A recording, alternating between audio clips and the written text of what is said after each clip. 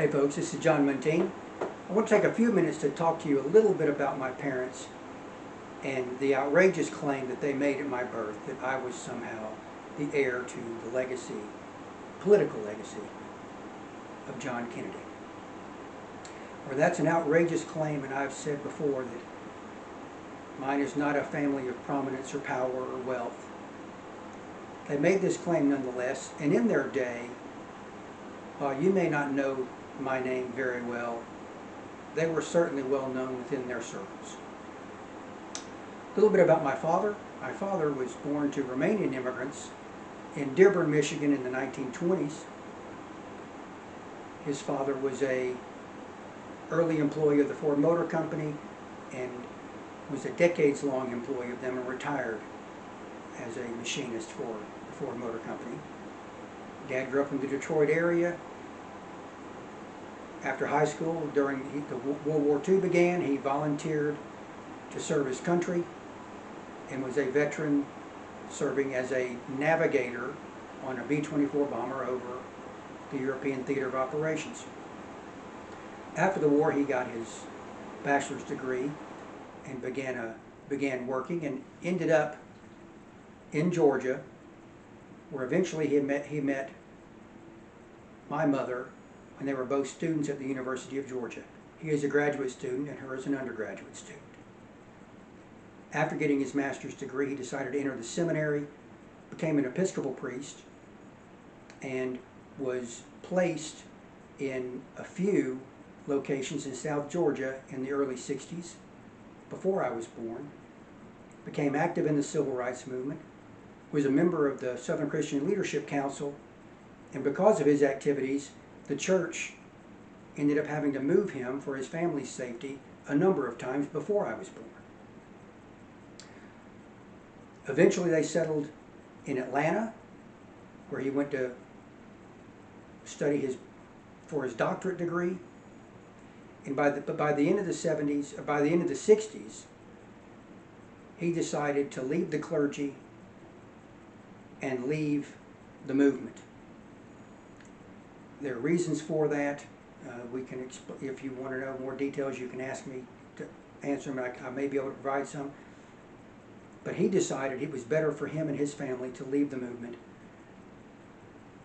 But in his day, he was very well respected within the civil rights community. As I mentioned, he met my mother in Athens when they were both students. My mother was born and raised in Moultrie, Georgia, Colquitt County. Her grandfather was a rather prominent politician down there. And after she went to Athens, got her degree, became a teacher, she fought very hard, not only within the civil rights movement, but for teacher and student rights and benefit throughout her life. If you were to look over my shoulders, you'll see pictures of my father as a soldier in World War II, and you'll see pictures of my mother, one taken with her and then President Jimmy Carter, taken in the Oval Office shortly after mother helped lobby to secure the legislation creating the Department of Education. You'll also see a picture of my mother speaking with then Governor of Georgia, George Busbee, again lobbying for teacher and student benefit at the Georgia State General Assembly. So while I say we were not a family of influence or prominence, in their day my parents were had quite a lot of influence. And whether this claim sounds incredible to you or not, as it does me and as it did me growing up, I assure you, within their sphere of influence and their circle of friends, they were never considered anything but credible. Their passion for things that causes that interested them have inspired me. It's a legacy I have up to this point done nothing to live up to, and it's one that I hope I can. So yes, the claim was incredible. It's hard for me to believe that it could possibly be about me. And our life growing up was very difficult. My parents had influence, but they never monetized it. We certainly never gained any wealth because of their influence. And we struggled. And the burden of this demand on me was very tough on all of us. So this claim was well known to people that they knew. And it was a heavy burden for us to live, or try to live up to the point where my siblings and I just eventually said, there can't be anything to this. This is just the fantasies of parents in mourning. I certainly never felt worthy of any claim. So by the time I ended high school, I could not wait to leave home, go to college, and be someone that nobody knew. Nobody had any clue about this expectation on me. Because the expectation was pretty clear, and there was a demand that was pretty clear. And it was a very, very difficult thing for me to ever live with. And I ran from it, no doubt about it.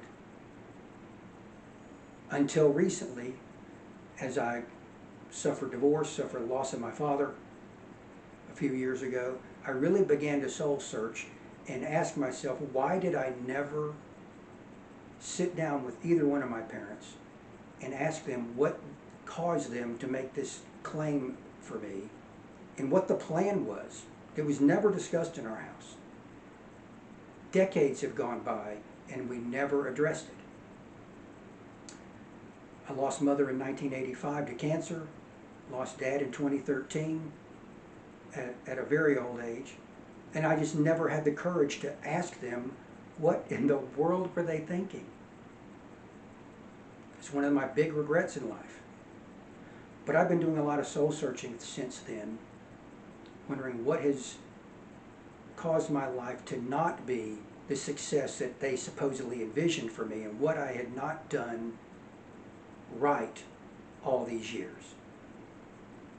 And in all that soul searching, the answer was very clear to me. When I asked, why am I not hearing anybody claim to know where this nation is heading and where it needs to go to avert disaster? And the answer has been very clear to me in my prayer life.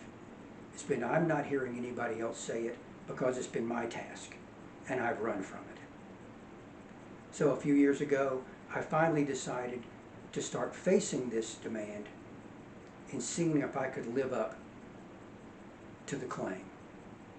Whether I can or not is something I can't control.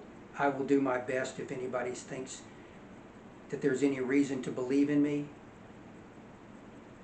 But all I can do is be as true as I can to what they said I needed to do and what I know in my heart this nation needs. And if you want to learn more about that legacy that I'm supposedly inheriting and what I see is the way forward, there's a video about the demand, about the legacy, that I hope you'll listen to learn a little bit more in depth about what made me change my mind and think that there's no way I could be a politician or a Democrat, and no way I could live up to his legacy. To one who said, well, if not me, who? Because we're at a point in our lives where we have to do something. We have to do something very different, or this nation, this American experiment, will cease to be. And I can't let that happen if I feel there's anything I could have done to help avert it. Hope you want to learn more about that. And like I said, check out the video regarding the legacy that I think I'm inheriting. Thank you very much. Have a great day. Bye.